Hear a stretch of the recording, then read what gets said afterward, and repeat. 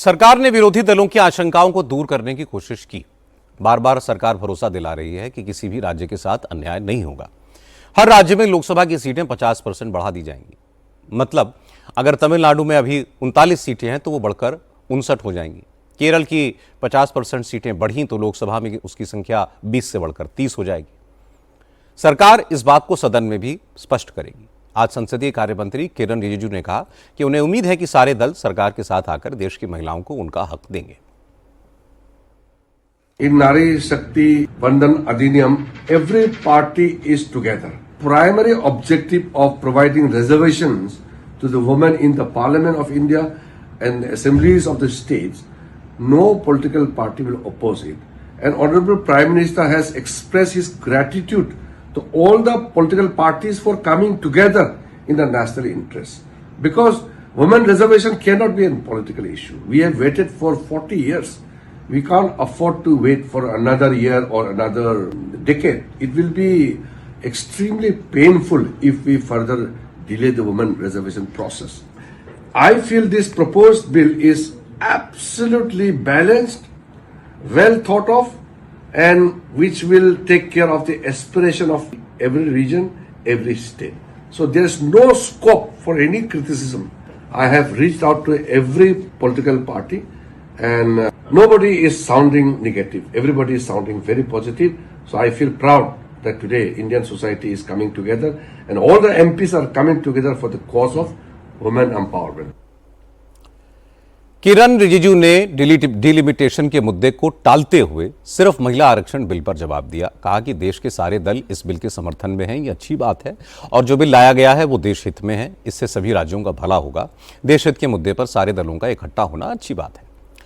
सरकार विरोधी दलों को समझाने की कोशिश कर रही है। किरण रिजिजू ने सारे दलों के नेताओं से खुद बात की है, लेकिन आज मल्लिकार्जुन खड़गे ने जिस तरह ऑपोजिशन पार्टीज की मीटिंग की, संविधान संशोधन बिल का विरोध करने का ऐलान किया, अब उससे साफ है कि सरकार को विपक्ष का समर्थन मिलना मुश्किल है।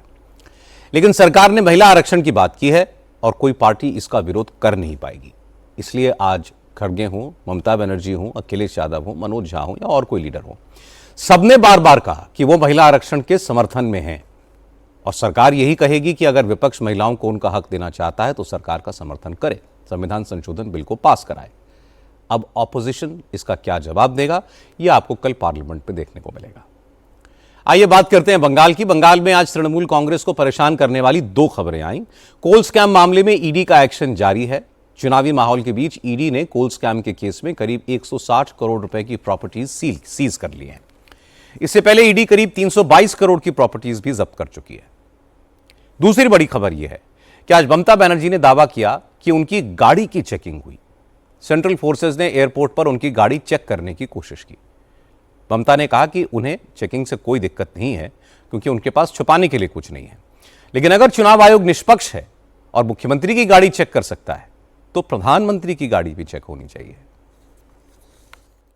बीजेपी होल पावर को, आइन कानून को छोड़ के बंगाल को जलाने आया है।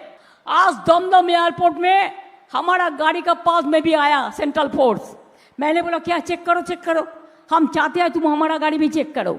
अगर तृणमूल का ऑल लीडर को चेक होगा तो प्राइम मिनिस्टर को क्यों नहीं होगा? क्यों सीएपीएफ का गाड़ी चेक नहीं होगा? क्यों होम मिनिस्टर का गाड़ी चेक नहीं होगा? क्यों बीजेपी का गाड़ी चेक नहीं होगा? खाली तृणमूल को होगा। ऐसा ही इलेक्शन चलेगा? क्या चल रहा है देश में? देश को खतरे में डाल के आप लोगों ने सेंट्रल मिनिस्टर रुपया लेके आते हैं। आपका सेंट्रल फोर्स का गाड़ी में क्या क्या आते हैं मेरे को पता है।